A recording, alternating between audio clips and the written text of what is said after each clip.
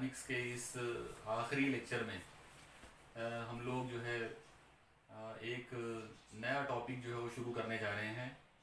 आज का हमारा जो पहला टॉपिक जो देखना है हम लोगों को वो है रेडियस ऑफ गायरेशन। यहाँ आप याद रखिए ये जो वर्ड गायरेशन है इसका मतलब रोटेशन ही होता है, मतलब गर्दिश। इस लिहाज से उर्दू में अगर हम बात करें तो इसका मतलब होगा गर्दिशी निस्कुद्र। तो आइए बिल्कुल बहुत सिंपल तरीके से हम पहले इसकी जो डेफिनेशन है पहले हम उस पर बात कर लेते हैं। मान लीजिए कि एक बेतरतीब सा ऐसा कोई एक जिस्म है और इस जिस्म का यहाँ पर सेंटर ऑफ मास है, मतलब मरकज़ कमय्यत जो है वो उसका ये पॉइंट सी है जिस पर इसकी पूरी कमय्यत जो है वो मरकूज़ है। तो हम लोग इसमें से एक एक्सिस पास करेंगे। मान लो कि ये जो महवर है ये इसके अतराफ में घूम रहा है ओमेगा ज़ावियाई रफ्तार से। तो ये जो महवर यहाँ से जो गुजर रहा है और ये जो मरकज़ कमय्यत है, इन दोनों के दरमियान का ये जो फासला है, इस फासले को हम बोलेंगे रेडियस ऑफ गायरेशन। और आम तौर पर हम लोग उसको के से जाहिर करेंगे। मतलब रेडियस ऑफ गायरेशन या गर्दिशी निस्कुद्र जो है इसका एक सीधी सादी जो तारीफ होगी वो ये है कि महवर गर्दिश और मरकज़ कमय्यत के दरमियान फासले को गर्दिशी निस्कुद्र कहते हैं। यानी एकदम सिंपल तारीफ ये वाली होगी उसकी कि महवर गर्दिश और मरकज़ कमय्यत इनके दरमियानी फासले को गर्दिशी निस्कुद्र कहा जाता है और उसको जो है हम लोग के से जो है वो जाहिर करते हैं। अब हम लोग थोड़ा सा यहाँ पर जमूद के मेयार असर का जो फार्मूला है वो बनाने की कोशिश करेंगे। आप लोग देखिए जमूद के मेयार असर का सिंपल सा फार्मूला है summation m into r square. अब ये फार्मूले में अगर हम गौर करें, इसको अगर हम इस पॉइंट के लिए अप्लाई करेंगे, यानी ये मानकर चलो कि पूरे जिस्म की कमय्यत इस जगह पर मरकूज है, मतलब पूरे जिस्म की जो कमय्यत है वो पॉइंट सी की कमय्यत है। ऐसा अगर करते हैं तो ये समेशन ऑफ m का मतलब हो जाएगा टोटल कमय्यत m, और ये जो r होगा वो होगा इस पॉइंट का फासला, और जाहिर है वो है k, यानी वो रेडियस ऑफ गायरेशन है, इसलिए r की जगह पर हमको लेना पड़ेगा k स्क्वायर। तो इस लिहाज से जमूद के मेयार असर और रेडियस ऑफ गायरेशन के दरमियान ये रिलेशन जो है वो हमको मिलेगा। तो यहाँ पर I जो है वो जमूद का मेयार असर है, m उस जिस्म की पूरी कमय्यत, और k जो है वो रेडियस ऑफ गायरेशन या गर्दिशी निस्कुद्र है। तो मुझे यकीन है कि आपको शायद ये पूरा कंसेप्ट जो है वो ध्यान में आ गया होगा। अब हम थोड़ा सा इसी फॉर्मूले को और आगे चलकर थोड़ा सा इसको मॉडिफाई करते हैं। आप लोग देखिए अभी हमने जो फॉर्मूला देखा था वो था I is equal to M into के स्क्वायर। इसमें से हम m को ट्रांसफर करते हैं तो यह आएगा k square is equal to I upon m, और अगर k का स्क्वायर हटा दिया जाए तो k इज इक्वल टू आ जाएगा under root I upon m. तो ये फॉर्मूले पर से हम लोग किसी भी जिस्म का गर्दिशी निस्कुद्र जो है वो मालूम कर सकते हैं। और क्योंकि गर्दिशी निस्कुद्र सिर्फ एक फासला होता है इसलिए इसकी जो एसआई यूनिट जो है वो मीटर है और सीजीएस यूनिट जो है वो सेंटीमीटर है। तो यहाँ पर ये हो गया जमूद के, मतलब यहाँ पर ये जो फॉर्मूला है ये गर्दिशी निस्कुद्र और जमूद के मेयार असर के दरमियान एक छोटा सा रिलेशन। अब हम यहाँ एक चीज़ और देखते हैं कि इस गर्दिशी निस्कुद्र का तबई मफहूम क्या है।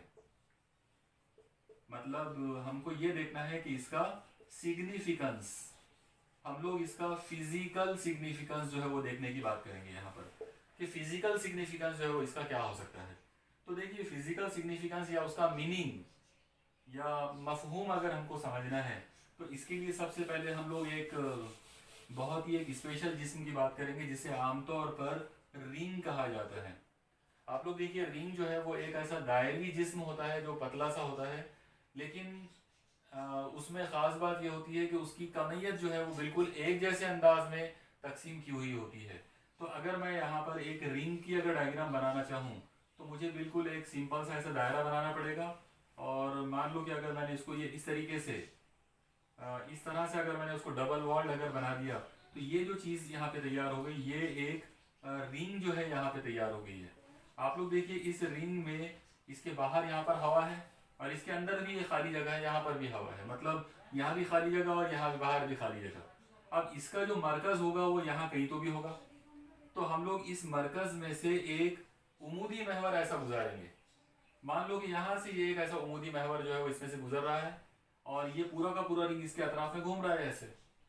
तो हम लोग ये इमेजिन करते हैं कि मान लो ये फासला जो है ये आर है, इस रिंग का रेडियस जो है वो आर है और इसकी जो कमैयत है वो एम है।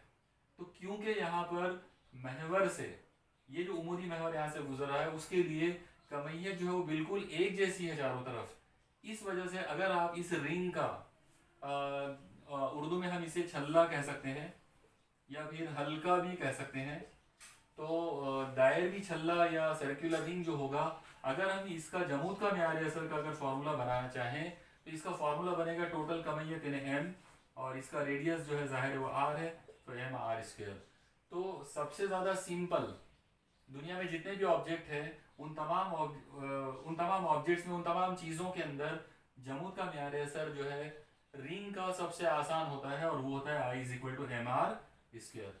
तो अब हम थोड़ा सा इस चीज़ को ध्यान में रखते हुए आगे बढ़ते हैं। अभी मैंने आपको थोड़ी देर पहले जमूद का म्यार असर का फॉर्मूला बताया था गर्दिशी निस्कुत्र के रूप में, और हम लोगों ने फॉर्मूला देखा था I is equal to M into के स्क्वायर। और अभी कुछ देर पहले मैंने रिंग के ताल्लुक से आपको बताया कि अगर हम रिंग की बात करते हैं तो उसका फॉर्मूला आ जाएगा एम आर स्क्वायर। इसका मतलब अगर आपने इन दो लोगों का मवाजना अगर किए, दोनों को अगर आप कंपेयर करते हो तो ये हो जाएगा m k square is equal to M R square. और जैसा आप देख रहे हो एम से एम कैंसिल हो जाएगा, ये बच जाएगा के स्क्वायर, ये हो जाएगा आर स्क्वायर, और इस तरह से हमको मिलेगा के इज इक्वल टू आर। मतलब गर्दिशी निस्कुत्र जो है किसी भी बेतरतीब जिस्म का, दुनिया का आप एट रैंडम कैसा भी जिस्म लो, उसका जो रेडियस ऑफ गायरेशन है, उसका जो गर्दिशी निस्कुत्र है वो रिंग के निस्कुत्र के बराबर मिला है। अगर के इज इक्वल टू आर आया है, मतलब अगर बेतरतीब जिस्म का गर्दिशी निस्कुत्र अगर किसी रिंग के निस्कुत्र के बराबर है, इसका मतलब ये हुआ कि ये जो गर्दिशी निस्कुत्र जो है ये महवर के अतराफ रिंग की सलाहियत को जाहिर करेगा, और रिंग में एक ही सलाहियत होती है, वो है कमैयत की मसावी तकसीम। मतलब अगर आप रिंग के बारे में अगर बात करें तो रिंग एक ऐसी चीज़ होती है जिसमें महवर के अतराफ कमैयत की जो तकसीम है वो बिल्कुल एक जैसी होती है, और वही चीज़ आपको यहाँ पे नज़र आ रही है। इसका मतलब ये हुआ कि गर्दिशी निस्कुत्र जो है वो हकीकत में महवर के अतराफ कमैयत की तकसीम को जाहिर करेगा।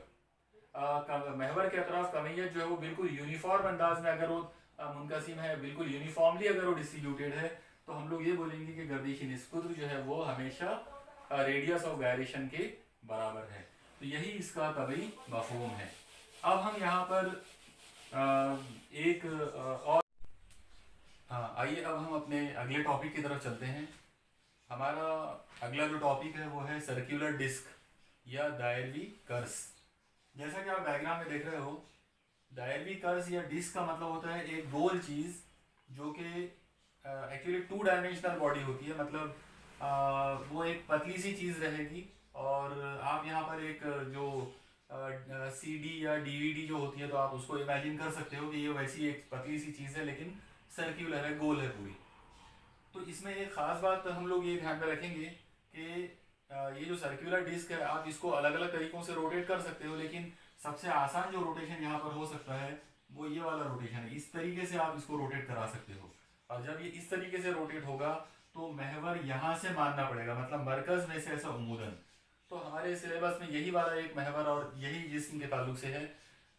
अगर कोई दायरवी कर्स मरकज़ से उमूदन गुजरने वाले महवर के अतराफ घूमता है, गर्दिशी हरकत करता है, तो उसका हमको जमूद का म्यार असर या मोमेंट ऑफ इनर्शिया जो है वो मालूम करना है। तो सबसे पहले हम लोग यहाँ पर कुछ चीज़ें देखते हैं। आप लोग देखिए, मान लो कि ये उसका मरकज़ है जहाँ से ये महवर उमूदी महवर गुजर रहा है, तो यहाँ से लेकर यहाँ तक का ये जो फासला होगा, ये फासला होगा उसका निस्कुत्र। तो मान लेते हैं कि इस सर्कुलर डिस्क का जो रेडियस है, निस्कुत्र है, वो r है, और इसकी पूरी कमैयत जो है वो m है। अब यहाँ पर हम लोग इस दायरवी कर्स की कसाफत मालूम करेंगे। आप ध्यान में रखिए, कसाफत जो है वो जिस्म की मुनासिबत से मालूम की जाती है। ऐसा जिस्म जिसके पास कमैयत हो और हजम भी हो, तो उसके लिए कसाफत का सिंपल सा फॉर्मूला होता है कमैयत बटे हजम।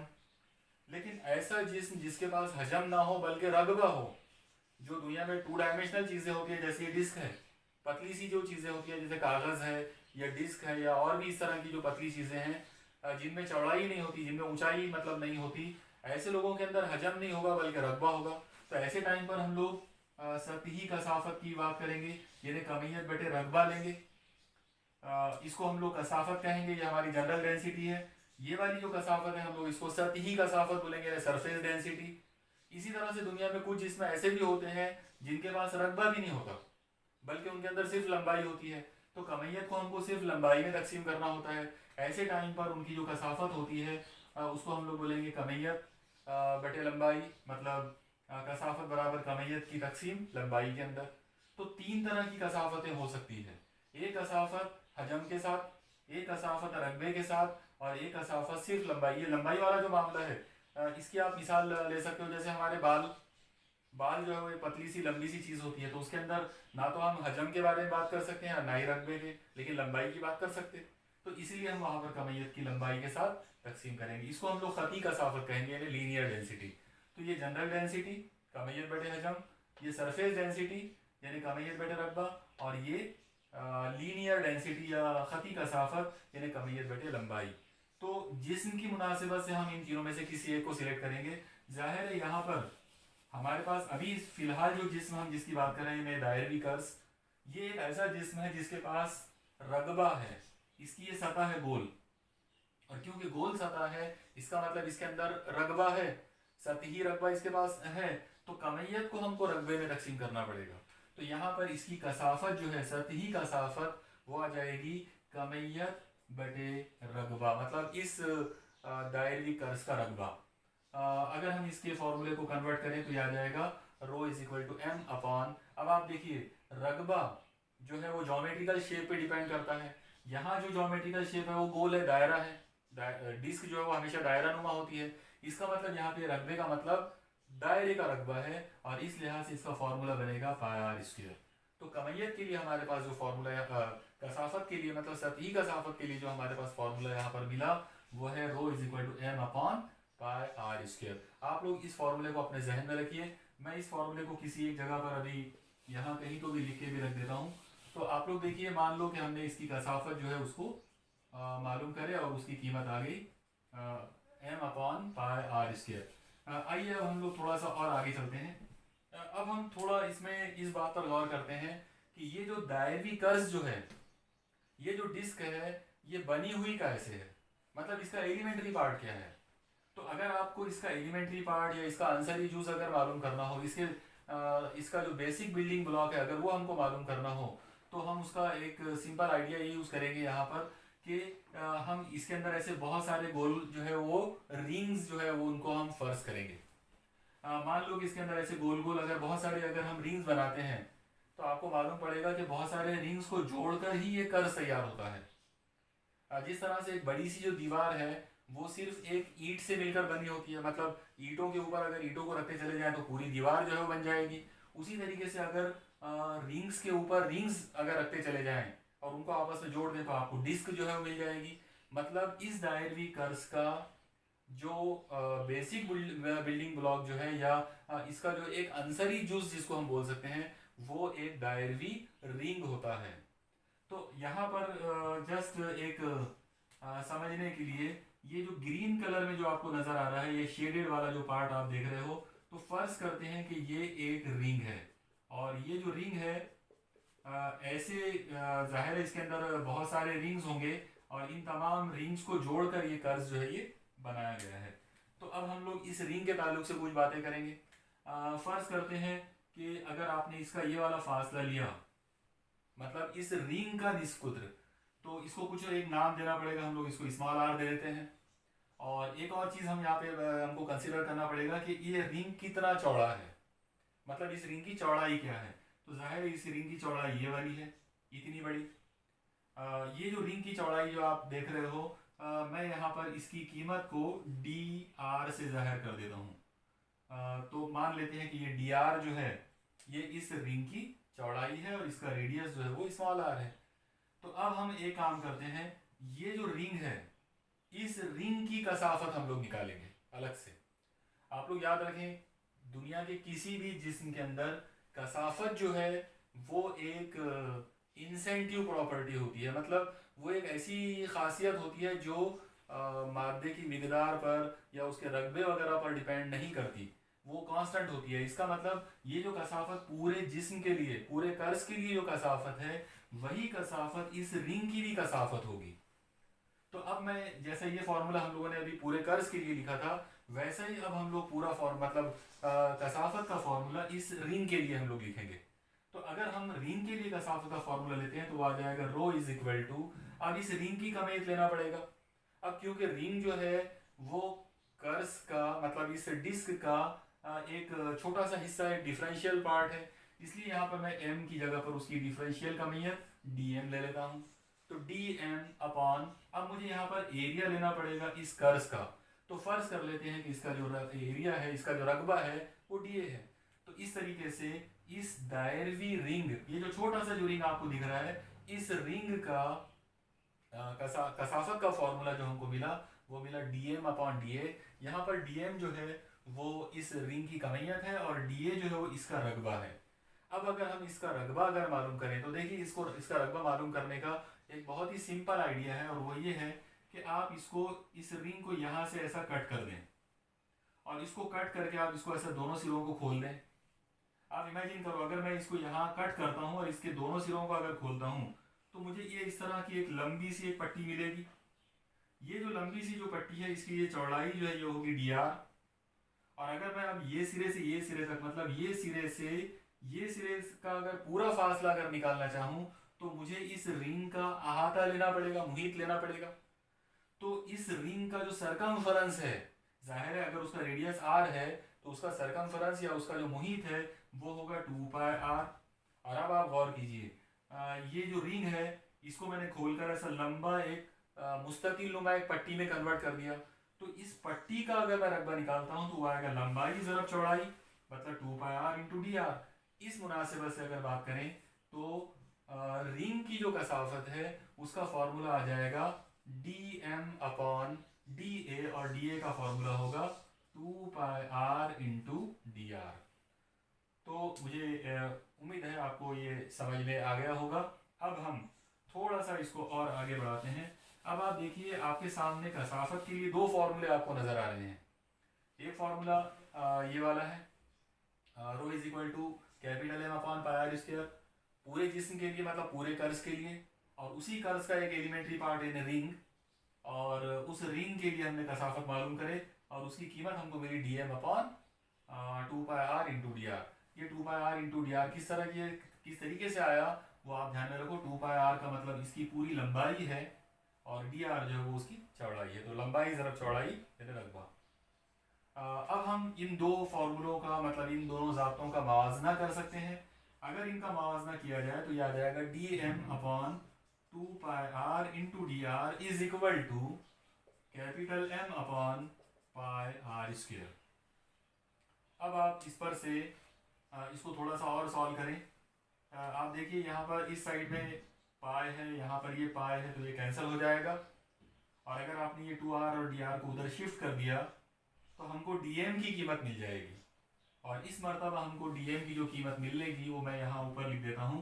उसकी कीमत आ जाएगी dm इज इक्वल टू, ये 2r dr यहाँ इससे मल्टीप्लाई हुआ, इसका मतलब ये हो जाएगा 2 times r into capital M into dr और डिवाइडेड बाय यहाँ पर r स्क्वायर बाकी बचा, पाई से पाई जो है वो पहले ही कैंसिल हो चुका है।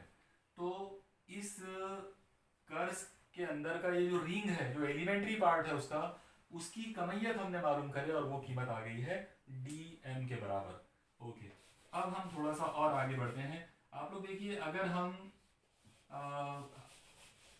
इस दायरवी कर्ज के लिए, इस महवर के लिए, मतलब ये जो बीच में से गुजरने वाला जो उमूदी महवर है, अगर इसका हमको जमूद का म्यार असर अगर मालूम करना हो तो हम एक सिंपल सा जो इंटीग्रेशन वाला जो तरीका होता है वो यूज़ करेंगे। जाहिर है जमूद का म्यार असर जो इसका आ जाएगा पूरे जिस्म का, यानी इस दायरवी कर्ज का, वो होगा इंटीग्रेशन एलिमेंट्री पार्ट की कमियत dm है, और इस एलिमेंट्री पार्ट का महवर के साथ जो फासला है, आप देखो महवर यहाँ से गुजरेगा ऐसा, ये जो पेन है तो ये इसका महवर है ऐसे, और महवर के साथ इसका फासला जो है वो स्मॉल r है, इसका मतलब वो आ जाएगा r स्क्वायर इंटू dm। तो तो ये हमारा बुनियादी सिंपल सा जो फॉर्मूला था जमूत के न्याय सर का, integration r square into D M. अब आप याद रखिए इंटीग्रेशन जो है वो दो किस्म के होते हैं। एक इंटीग्रेशन होता है इनडेफिनेट, इनडेफिनेट मतलब जिसके अंदर लिमिट्स ना हो, लोअर लिमिट और अपर लिमिट ना हो। और एक इंटीग्रेशन होता है डेफिनेट इंटीग्रेशन। डेफिनेट इंटीग्रेशन जो होता है उसके अंदर एक लोअर लिमिट और एक अपर लिमिट होती है। मतलब हमको ये कन्फर्म मालूम होता है कि उसकी जो वो जो इंटीग्रेशन है आपको कौन से दो हदों के बीच में करना है। तो यहाँ पर हमको इस आर की, यानी ये जो स्मॉल आर जो है इसकी हमको हदें पता है। आप लोग अगर इस रिंग को अगर छोटा करते जाओ, आप इमेजिन करो, देखो आप यहाँ पर अगर आप इस रिंग को छोटा करते जाओगे तो ये आर कम होते होते सुकड़ते सुकड़ते जीरो हो जाएगा बराबर तक। इसका मतलब लोअर लिमिट जीरो हो गई। और जब आप इस आर को बढ़ाते जाओगे तो ये आर बढ़ते बढ़ते बढ़ते यहाँ तक आएगा, बाउंड्री तक, इसके आगे नहीं जा सकता क्योंकि यहाँ पर एक कर्व खत्म हो गई है। इसका मतलब ये हुआ कि स्मॉल आर को अगर आप बढ़ाते हो तो बढ़ते बढ़ते वो कैपिटल आर तक जाएगा, उससे आगे नहीं जा सकता। इसका मतलब यहाँ पर अपर लिमिट जो है वो कैपिटल आर है। तो अब हमारे पास इस फिगर पर से हमने बहुत सारी चीजें किए और हमको फॉर्मूला मिला पूरे कर्व के लिए जमूत के न्याय सर का, integration from zero to capital r small r square into D m. आइए अब हम यहाँ पर थोड़ा सा मैथमेटिकली इसको कुछ करते हैं। तो सबसे पहले मैं वो फॉर्मूला दोबारा से यहाँ लिखता हूँ, I is equal to integration zero to R square into D M. अब हम डी एम का ये फॉर्मूला जो हमने पहले जिसका डेरिवेशन किया था इसको यहाँ ला के रख देते हैं। ये आ जाएगा I is equal to integration zero to R. अब ये जो स्मॉल आर स्क्वायर जो है ये तो ऐसे ही रहेगा और डीएम की जो कीमत है वो ये है। इसका मतलब हो जाएगा 2r into M into D R और divided by capital R square. Okay, अब हम और इसको आगे बढ़ाते हैं। देखिए क्या हो सकता है, i is equal to integration zero to capital r, ये हो जाएगा आर स्क्वायर और यहाँ पे ये आर का पावर अकेला है मतलब एक है। तो अगर हम इसको सॉल्व करते हैं तो ये आ जाएगा 2 times M are square into R यानी R cube into D R और इन सब के अपॉन में आर स्क्वायर। अब अगली स्टेप पर आते हैं। आप लोग देखिए किसी भी इंटीग्रेशन को अगर आप सॉल्व करते हो तो सबसे पहले हम ये देखेंगे कि उस इंटीग्रेशन में अगर कोई कांस्टेंट हो तो हम उनको कांस्टेंट्स को बाहर निकाल सकते हैं। तो यहाँ पर ये हो जाएगा आई इज इक्वल टू, आप देखो 2 एक नंबर है, एम डायरेक्टली कर्व की कमियत है और आर जो है कैपिटल आर वो उसका रेडियस है। तो ये लोग बदलने वाले नहीं है, बदलने वाली कोई चीज़ है, वेरिएबल अगर कोई चीज़ है तो स्मॉल आर है। इसका मतलब 2m और आर स्क्वायर ये कांस्टेंट है तो इनको हम बाहर कर सकते हैं। ये आ जाएगा 2m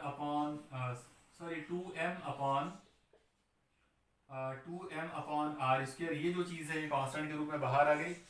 और यहाँ इंटीग्रेशन के अंदर बचेगा 0 टू आर, यहाँ पर ऊपर है r cube into D r. अब हम यहाँ पर इंटीग्रेशन का एक स्टैंडर्ड फार्मूला यूज करने वाले हैं। आप देखिए इंटीग्रेशन का एक सिंपल सा फॉर्मूला होता है x to the power n into d x. अगर ऐसा है, अगर x to the power n इस फंक्शन का अगर आप इंटीग्रेशन कर रहे हो विथ रिस्पेक्ट टू x तो इसका सिंपल सा जो जवाब है वो होगा x to the power n plus one upon n plus one. मतलब x का जो पावर होगा उसमें एक का इजाफा हो जाएगा और उसी नंबर से उसको डिवाइड करेंगे। तो x to the power n जो है अगर हम इसका इंटीग्रेशन करते हैं तो x to the power n plus one upon n plus one, ये चीज हम यहाँ यूज कर सकते हैं। यहाँ x की जगह पर r है तो आप लोग देखिए ये फॉर्मूला आ जाएगा i is equal to 2m upon are square in bracket, क्योंकि अब इंटीग्रेशन हट गया, हम इंटीग्रेशन को सॉल्व कर रहे हैं स्टैंडर्ड फॉर्मूले से, तो ब्रैकेट आ जाएगा r क्यूब है, r का पावर 3 है तो ये हो जाएगा r to the power 3 plus one, power 3 plus one divided by 3 plus one. और जो लिमिट्स हैं इंटीग्रेशन के वो हम यहाँ लिख सकते हैं 0 टू r। आप लोग देखिए 3 प्लस वन मतलब ये हो जाएगा 4, 3 प्लस वन यहाँ अपॉन हो जाएगा 4। तो अब आप देखिए हमने इंटीग्रेशन का एक स्टैंडर्ड फॉर्मूला यहाँ पर अप्लाई किए और हमको ये एक सिंपल सी चीज़ यहाँ पे एक मिली है। 2m अपॉन आर स्क्वायर पहले से बाहर था, आर क्यूब का जो इंटीग्रेशन हुआ वो हुआ r to the power 4 upon 4। अब हम यहाँ पर इंटीग्रेशन में स्मॉल r जो है उसकी लिमिट्स रखेंगे। आप देखिए इसकी अपर लिमिट स्मॉल आर की जगह पर हम कैपिटल आर रखेंगे, फिर माइनस करके हम स्मॉल आर की जगह पर इस जीरो रखेंगे, तो जाहिर है जीरो रखने से कोई फर्क नहीं पड़ेगा, इसलिए जब आप इसको सॉल्व करते हैं तो ये आ जाएगा 2m/r² इन ब्रैकेट। अब मैं स्मॉल आर की जगह पर अपर लिमिट रखता हूँ, तो स्मॉल आर की जगह पर अगर मैंने कैपिटल आर लिया तो ये होगा r⁴/4 माइनस, अब मैं स्मॉल आर की जगह पे लोअर लिमिट रखता हूँ, जाहिर है वो है जीरो, इसका मतलब हो जाएगा 0⁴/4 ब्रैकेट क्लोज। तो यहाँ पर ये upper limit minus lower limit variable की जगह पर। अब इसको सॉल्व करते हैं, यह आ जाएगा I = 2m/r²। आप देखो माइनस में 0⁴ है, ये पूरा नंबर जो है ये जीरो हो जाएगा, और माइनस जीरो का कोई मीनिंग होता नहीं है, इसका मतलब ये हो जाएगा r⁴/4। अब आप इसको अगर सॉल्व करते हैं तो ये 2 से ये 4 कैंसिल हो जाएगा, 2 2 4, और ऐसे ही ये r² से r⁴ कटेगा और पावर 2 बाकी बचेगा ऊपर। इसका मतलब आपके पास फॉर्मूला जो मिलेगा वो फॉर्मूला मिलेगा m × r² / 2। तो ये फॉर्मूला होता है दायरवी कर्स के लिए जमूद के म्यार असर का, अगर महवर उसके मरकज में से उमूदन अगर गुजरता है तो। अगर कोई अगर आपने कोई दायरवी कर्स लिए, कोई डिस्क लिए और उसके सेंटर में से मरकज में से महवर को अगर उमूदन गुजारे तो उसका जमूद का म्यार असर ये वाला होगा mr² / 2। अब यहाँ पर हम ये वैसे इसका फाइनल तो हो चुका है, लेकिन अब हम यहाँ पर थोड़ा सा इसी पर और एक चीज़ पे थोड़ा गौर कर लेते हैं। आप देखिए कि अभी जैसा हमने डेरिवेशन किया कि दायरवी कर्स के लिए जमूद के म्यार असर का फॉर्मूला जो है वो आ गया है mr² / 2। और अभी मैंने कुछ देर पहले, इससे पहले वाला जो आर्टिकल था जिसमें हमने बात किए थे रेडियस ऑफ गायरेशन की, मतलब गर्दिशी निस्कुत्र की, तो गर्दिशी निस्कुत्र का फॉर्मूला हमको जो मिला था वो था k = √I/m।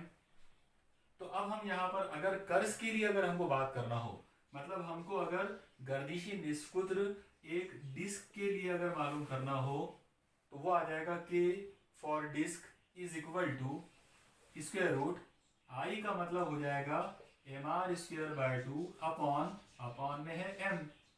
अब ये m ऊपर है और ये वाला m नीचे है, तो m से m कट जाएगा, इसका मतलब k डिस्क जो है उसकी कीमत आ जाएगी, m से m कैंसिल होने के बाद बचेगा r² / 2।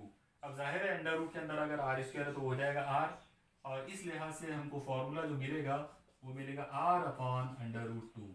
तो ये एक बहुत ही इम्पॉर्टेंट फार्मूला यहाँ पर है कि अगर किसी सर्कुलर डिस्क, कोई दायरवी कर्स के मरकज में से अगर कोई महवर उमूदन गुजरे तो उसका जमूद का म्यार असर होगा mr² / 2 और उसका गर्दिशी निस्कुत्र होगा r/√2। आप याद रखिए दायरवी कर्स का रेडियस r है, मगर उसका गर्दिशी निस्कुत्र अगर रेडियस ऑफ गायरेशन गर्दिशी निस्कुत्र अगर लेंगे तो वो r नहीं है बल्कि r/√2 है। ओके,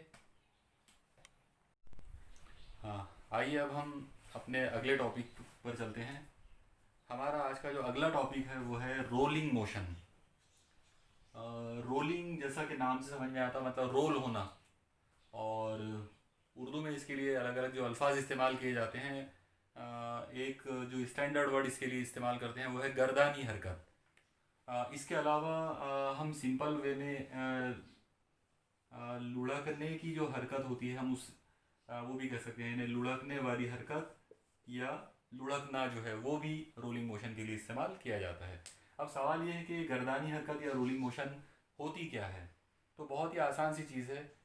सबसे पहले आप ऐसा तस्वुर कीजिए कि आपके पास कोई गोल जिस्म है, मतलब कोई दायरवी या कोई कुर्रवी जिस्म आपके पास है। दायरवी या कुर्रवी जिस्म का मतलब होता है जैसे कर्स है या रिंग है, या आप इस्ताना ले सकते हो, या फिर आप कुर्रा ले सकते हो।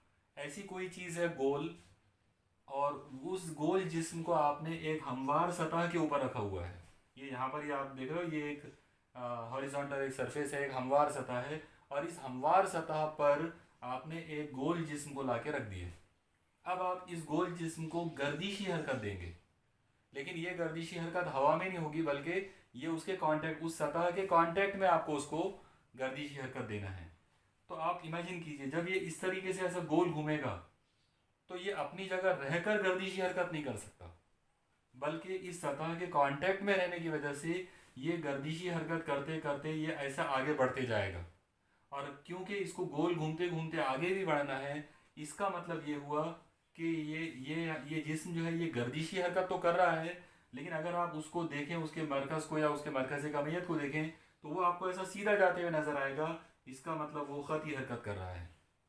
तो इस तरीके से यहाँ पर इस जिस्म के अंदर गर्दिशी हरकत भी नज़र आ रही है और ख़ती हरकत भी नज़र आ रही है।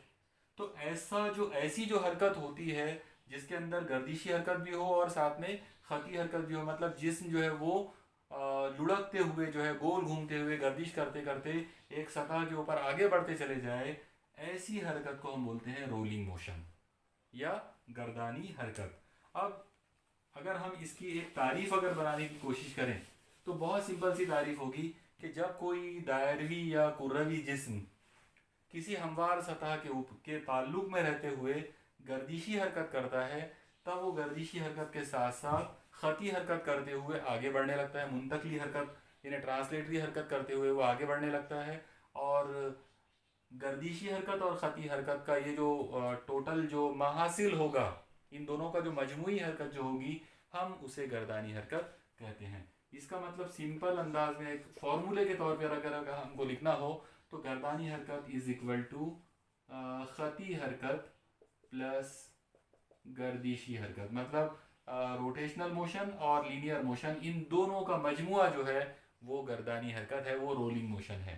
अब हम इसकी तवानाई के लिए जो हम यहाँ पर फॉर्मूला बनाने की कोशिश करेंगे कि रोलिंग मोशन में तवानाई जो है वो क्या हो सकती है।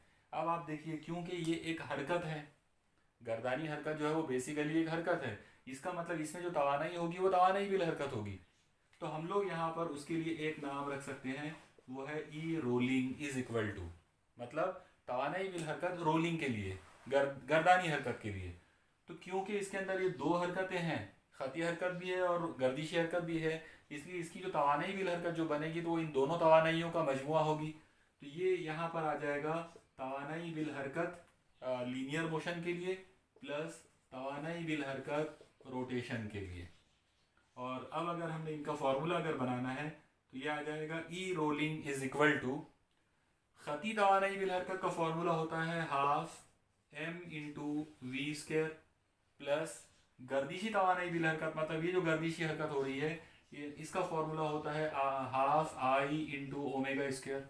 हम लोगों ने ये फॉर्मूले का शुरू में डेरिवेशन जो है देखा हुआ है कि अगर कोई जिसम गर्दिशी हरकत करता है तो उस वक्त उसकी गर्दिशी तवानाई बिल हरकत इतनी होती है half I into omega square.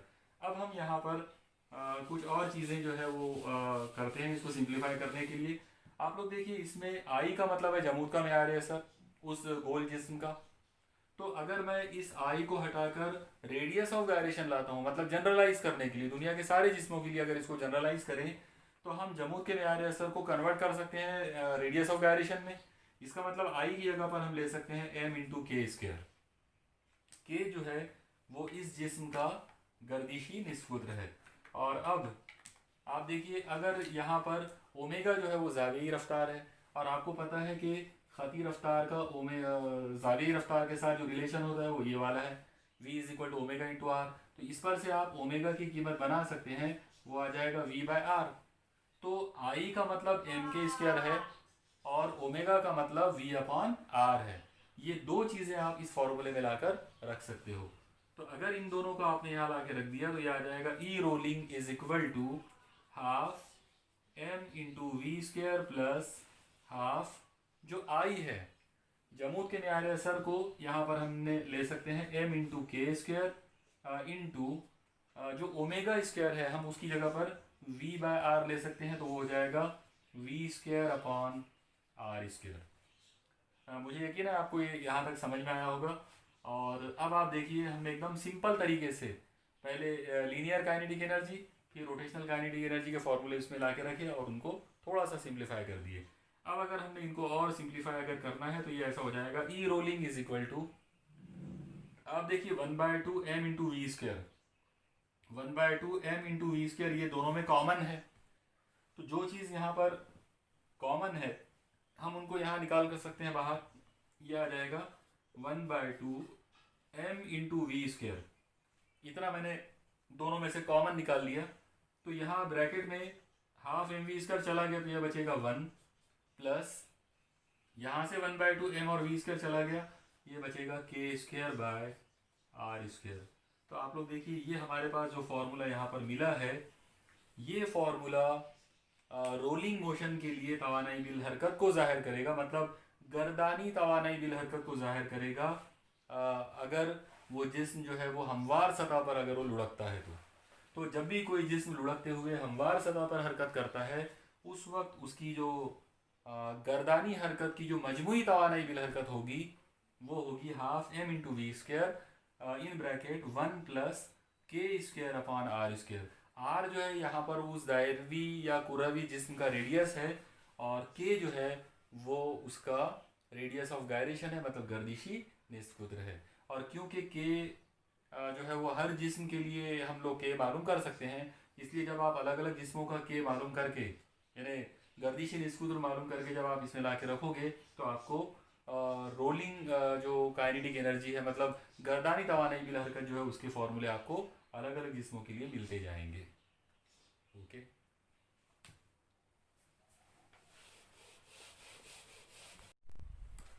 हाँ अब हम अपने अगले टॉपिक पर आते हैं, वो भी रोलिंग मोशन का ही है, लेकिन इस बार रोलिंग मोशन थोड़े से डिफरेंट तरीके से हम लोग करेंगे। इस बार हम देखेंगे कि रोलिंग मोशन इंक्लाइंड प्लेन पर कैसे होगी।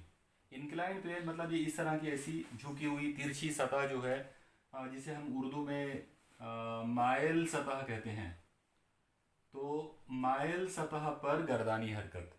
अब आप देखिए कि एक गोल जो है दायरवी या कुरवी जिस्म है जिसका मतलब रेडियस आर है, और उसको हमने क्या किए कि एक ऐसी इंक्लाइंड एक प्लेन लिए। ये जो यहाँ पर आप देख रहे हो, अगर मैं यहाँ पे इनके कुछ नाम रखता हूँ तो मान लीजिए कि ए और बी जो है ये हमवार सतह है, और ए से लेकर सी तक ये जो आप देख रहे हो तो ये एक माइल सतह, एक इंक्लाइंड प्लेन है। इस माइल सतह के ऊपरी हिस्से में मैंने यहाँ पर एक गोल जिस्म को जो है रोक के रखा हुआ है। आपको समझ में आ गया होगा कि यहाँ पर इसको रोक के रखना पड़ेगा, मतलब इसको पकड़ के रखना पड़ेगा। अगर हम इसको नहीं पकड़ेंगे तो फिर यहाँ से ये रोलिंग करना शुरू कर देगा और नीचे आ जाएगा। तो फ़र्ज़ करते हैं कि यहाँ पर ये जिस्म जो है ये इसको पकड़ के रखे एज बुलंदी के ऊपर, वो जो है यहाँ पर यानी ज़मीन की सतह से वो एज बुलंदी पर यहाँ पर मौजूद है। उसकी कमियत जो है वो हम लोग m जो है वो हम फ़र्ज़ करेंगे कि उसकी कमियत m है। अब आप देखिए कि जब आप इसको यहाँ पकड़ के रखते हैं तो वो रुका हुआ रहेगा, साकिन रहेगा, लेकिन जैसे ही आप उसको छोड़ोगे तो वो इस सतह के कांटेक्ट में है और उसका वज़न उसको नीचे की जानिब लेकर आएगा कशिश शक्ल की वजह से। तो उसकी वजह से होगा ये कि ये जिस्म यहाँ से ऐसी हरकत करना शुरू करेगा, यानी गर्दानी हरकत शुरू करेगा और ये हरकत करते करते करते नीचे आ जाएगा।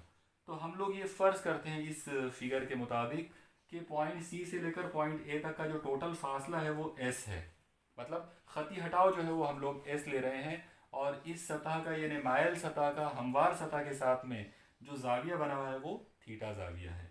तो आइए अब हम लोग इस आर्टिकल को थोड़ा सा आगे बढ़ाते हैं। सबसे पहले आप देखिए कि जब ये जिस्म पॉइंट सी पर मौजूद है तो वहाँ अगर आप इसकी टोटल एनर्जी की अगर आप बात करें, मजमुई तवानाई अगर आप इसकी निकालते हैं तो आपको पता है कि हर जिस्म की मजमुई तवानाई जो है वो तवानाई बिल हरकत और तवानाई बिल कवा का मजमुआ होती है। इसका मतलब यहाँ पर हम बात कर सकते हैं कि तवानाई बिल हरकत प्लस तवानाई बिल कवा, ये दो चीज़ें उसमें आ जाएगी। अगर इनके फॉर्मूले लेते हैं तो ये आएगा E is equal to half, जिस्म की कमियत हम कैपिटल M ले सकते हैं तो capital M into we square plus तवानाई बिल कवा हो जाएगा mg इंटू एच। अब आप देखिए कि यहाँ जिस्म को हमने रोक के रखे हैं। मैंने आपको पहले ही बताया था कि अगर आप उसको पकड़ के नहीं रखोगे तो वो खुद से लुढ़कना शुरू कर देगा, और अगर आपको उसको वहाँ रोकना है पॉइंट सी पर तो आपको उसको पकड़ के रखना पड़ेगा। तो वहाँ वो रुका हुआ है, और क्योंकि वो रुका हुआ है इसका मतलब उसकी रफ्तार ज़ीरो है, और अगर उसकी रफ्तार ज़ीरो लेते हैं तो आपको मजमुई तवानाई की कीमत मिलेगी, ये पूरी टर्म जो है गायब हो जाएगी, और यहाँ उसका फॉर्मूला आ जाएगा m इंटू जी इंटू एच के बराबर। तो इस तरीके से हमने एक चीज़ देखा कि जब ये जिस्म पॉइंट सी पर मौजूद है वहाँ उसकी मजमुई तवानाई m इंटू जी इंटू एच के बराबर है। तो मैं ये फॉर्मूला यहाँ लिख के रख देता हूँ, E is equal to M into ji into h. इतनी तवानाई के साथ ये जिस्म यहाँ पर मौजूद है। अब हम मान लीजिए कि हमने इस जिस्म को छोड़ दिए, तो आप जैसे ही इस जिस्म को छोड़ेंगे ये यहाँ से रोलिंग करना शुरू करेगा, और रोलिंग करते हुए, लुढ़कते हुए, गर्दानी हरकत करते हुए ये इधर आएगा। तो हम लोग ये फ़र्ज़ करते हैं कि जब वो पॉइंट ए पर पहुंचा तो यहाँ उसकी इंतहाई रफ्तार जो है वो v है, आखिरी रफ्तार। उसकी इनिशियल वेलोसिटी यहाँ पर अगर हम उसको u लेते हैं तो वो तो ज़ीरो है क्योंकि वो रुका हुआ था, लेकिन फाइनल वेलोसिटी अगर लेंगे, इंतहाई रफ्तार अगर आप उसकी लेंगे, तो पॉइंट ए पर पहुँचते पहुँचते उसकी इंतहाई रफ्तार v हो जाएगी। मगर इस जगह पर उसकी जो तवानाई बिल हरकत है वो रोलिंग तवानाई बिल हरकत होगी। तो इसलिए मैं अगर इस पॉइंट पर, मतलब पॉइंट ए पर, अगर मैं उसकी मजमूई तवानाई का फार्मूला अगर बनाता हूँ तो उसका फार्मूला आ जाएगा half M into we square plus m into ji into h. लेकिन आप लोग इस मरतबा गौर कीजिए कि ये जो एच है वो यहाँ की बुलंदी रहेगी अपने आप से। जाहिर सी बात है वो पॉइंट वो जिस्म जो है जब पॉइंट ए पर पहुँचेगा तो वो ज़मीन की सतह पर आ गया है, इसका मतलब उसकी बुलंदी गायब हो गई, और जब बुलंदी गायब हो गई तो ये एच की कीमत ज़ीरो लेना पड़ेगा। इसकी वजह से ये पूरा नंबर गायब हो जाएगा, मतलब तवानाई बिल का ज़ीरो हो जाएगी। इस तरह से उसकी मजमूई तवानाई इतनी बाकी बचेगी, मतलब half M into we square. अब हम एक चीज़ पे गौर करें कि मजमूई तवानाई इस जिस्म की, ये जो जिस्म हमारे पास है, इस जिस्म की मजमूई तवानाई पॉइंट सी पर m इंटू जी इंटू एच है। वही जिस्म जब गर्दानी हरकत करते हुए यहाँ पहुँचा तो यहाँ उसकी मजमूई तवानाई है half M into we square. और law of conservation of energy जो है, तवानाई की बका का जो कानून होता है, उसके मुताबिक किसी भी मैकेनिकल सिस्टम में, कोई भी इस तरह का जो मैकेनिकल सिस्टम होगा, हरकत वाला निज़ाम होगा, उसमें तवानाई की बका का कानून ये कहता है कि मजमूई तवानाई कभी नहीं बदलती। मजमूई तवानाई ना तो बढ़ती है ना कम होती है, बल्कि वो कांस्टेंट रहती है। इसका मतलब ये हुआ कि पॉइंट सी की मजमूई तवानाई और पॉइंट ए की मजमूई तवानाई इक्वल होगी। और अगर ये दोनों इक्वल हैं तो हम बता सकते हैं कि half M into we square, इसकी जो कीमत है वो हो जाएगी एम इंटू जी इंटू एच के बराबर। अब हम इस पर से कुछ और डेरिवेशंस जो है वो कर सकते हैं। तो हम लोग देखते हैं यहाँ पर कि अब सबसे पहले हम v का फॉर्मूला इसके अंदर जो है वो ला कर रख सकते हैं। ये अगर आपने ये m से m को यहाँ कट कर दिया तो ये हो जाएगा v square is equal to 2 को उधर शिफ्ट कर दिए तो हो जाएगा 2 टाइम्स g इंटू एच, और इस लिहाज से v का फॉर्मूला आ जाएगा under root 2 times g into h. तो ये फार्मूला आप उस वक्त यूज़ कर सकते हो जब आप ये अज्यूम कर रहे हो कि वो पॉइंट ए पर पहुंचने के बाद जो है वो खती हरकत में अगर चला जाता है तो। लेकिन अगर वो गर्दानी हरकत करने लगे तो गर्दानी हरकत में तवानाई बिल हरकत जो है वो रोलिंग मोशन वाली यूज़ करना पड़ेगा। और अगर रोलिंग मोशन वाली तवानाई बिल हरकत हम यूज़ करते हैं तो उसका फॉर्मूला होता है half M into we square in bracket 1 plus के स्क्वेयर बाय आर स्क्वेयर। तो अगर ये उसकी मजमूई तवानाई अगर हम लेते हैं तो ये तवानाई उसकी मजमूई तवानाई के बराबर आ जाएगी, मतलब जो तवानाई हमने उसके टॉप लेवल पे लिया था mgh के बराबर। तो अगर इन दो लोगों का मुआवजना करते हैं तो इसका फार्मूला हमको मिलेगा half M into we square in bracket 1 plus के square by are square is equal to M into ji into H. अब आप देखिए इस फॉर्मूले में ये m से ये m कट जाएगा, आप इस 2 को उधर भेज सकते हो, आप इस पूरे ब्रैकेट को उधर भेजेंगे तो ये हो जाएगा v square is equal to, अगर ये 2 ऊपर जाता है ये आ जाएगा 2 टाइम्स जी एच, और अपॉन में ये पूरा ब्रैकेट नीचे आ जाएगा, मतलब 1 प्लस के स्क्वेयर बाय आर स्क्वेयर, ये पूरा ब्रैकेट जो है वो अपॉन में आ गया। तो ये हमको v का स्क्वायर का फॉर्मूला मिला। और अब अगर हम यहाँ पर v का ये स्क्वायर हटा लेते हैं तो जैसे ही हम ये v का स्क्वायर हटाएंगे ये पूरा का पूरा नंबर जो है ये अंडर रूट में आ जाएगा।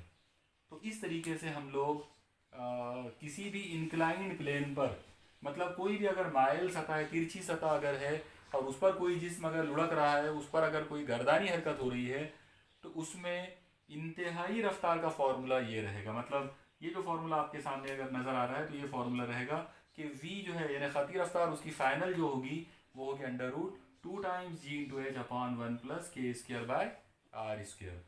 ओके, अब हम एक और चीज़ की तरफ चलते हैं। हम यहाँ पर ख़ती इसरा का फॉर्मूला भी मालूम कर सकते हैं। तो ख़ती इसरा का फॉर्मूला मालूम करने के लिए हम लोग उसी फिगर को, मैं थोड़ा सा शॉर्टकट में यहाँ पे फिगर को बना देता हूँ। आप लोग देखिए वो फिगर कुछ इस तरह से थी। यहाँ पर एंगल थीटा है, ये फासला एस है और ये वाला फासला एच है। तो यहाँ इस जगह पर रफ्तार यू है जो कि ज़ीरो है, और यहाँ रफ्तार वी है इस जगह पर। तो अगर मैं यहाँ पर काइनेमेटिकल इक्वेशन यूज़ करता हूँ, मान लीजिए कि मैं अगर यहाँ पे थर्ड काइनेमेटिकल इक्वेशन अगर इस्तेमाल करता हूँ, थर्ड हरकती मसावातों को अगर यूज़ करते हैं, तो वो आ जाएगा v square is equal to u square plus 2as। इस हरकती मसावात को यहाँ पे यूज़ किया जा सकता है इस जगह पर। तो ये हो जाएगा v square is equal to u तो ज़ीरो है, मतलब इनिशियल वेलोसिटी जो है, इब्तिदाई रफ्तार तो ज़ीरो है, इसका मतलब ये ज़ीरो का स्क्वायर तो गायब हो गया, ये बचेगा 2 टाइम्स as। और इस तरह से अगर आपने ये 2 और s को इधर शिफ्ट कर दिया तो हमको a का फॉर्मूला मिल जाएगा। तो अगर हमको a का फॉर्मूला अगर बनाना हो तो इसरा का फॉर्मूला आ जाएगा a is equal to v square upon 2s।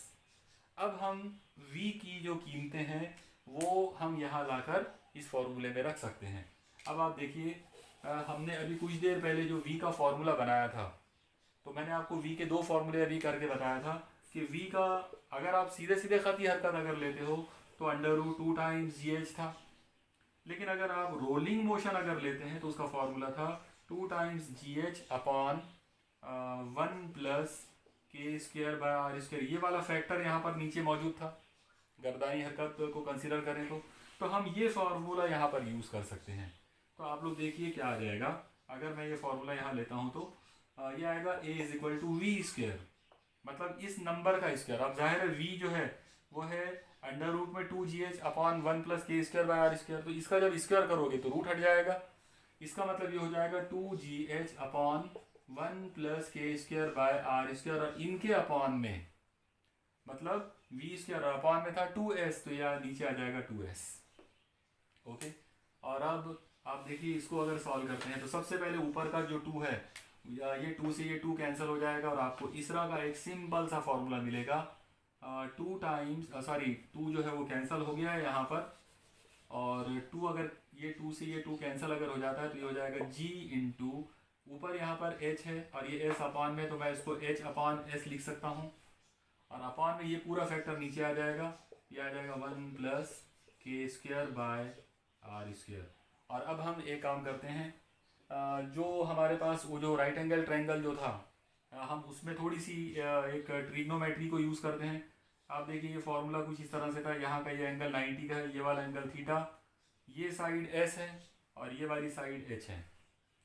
तो 90 के एंगल के सामने वाला ये हाइपोटेनियस हुआ, मतलब वित्र हुआ, और ये एंगल थीटा के लिहाज से ये मुखालिफ यानी मुकाबिल का ज़िला है। तो मुकाबिल का ज़िला s अपॉन वित्र s, मुकाबिल का ज़िला बटे वित्र, ये फॉर्मूला होता है साइन का। मतलब इस ट्रायंगल में अगर हम इस्तेमाल करें तो साइन थीटा की जो कीमत है वो होगी h अपॉन s, तो ये वाली कीमत हम यहाँ पर इस्तेमाल कर सकते हैं। तो अगर हमने यहाँ पर h अपॉन s को हटाया तो उसकी जगह पर हम लोग साइन थीटा ले सकते हैं, तो ये आ जाएगा a is equal to g into sine theta upon 1 plus के स्क्वायर बाय आर स्क्वायर। और इस तरीके से ये हमारे पास जो फॉर्मूला मिला है, ये फॉर्मूला खती इसरा को जाहिर करेगा रोलिंग मोशन में, लेकिन अगर वो जिस्म जो है वो किसी इंक्लाइंड सतह पे, मतलब कोई तिरछी सतह पर अगर कोई जिस्म लुढ़कते हुए अगर हरकत करता है, गर्दानी हरकत अगर करता है, तो उस वक्त उसका इसरा जो है खती इसरा वो इतना होगा। तो आप लोग देखिए बहुत ही सिंपल सा फॉर्मूला आया, और इस फॉर्मूले के अंदर 1 प्लस के स्क्वायर बाय आर स्क्वायर ये फैक्टर जो है ये बहुत इंपॉर्टेंट है, और ये फैक्टर डिसाइड करेगा हर अलग अलग जिस्मों के लिए कि हर अलग अलग जिस्मों की खती रफ्तार क्या होगी और अलग अलग जिस्मों का खती इसरा क्या होगा।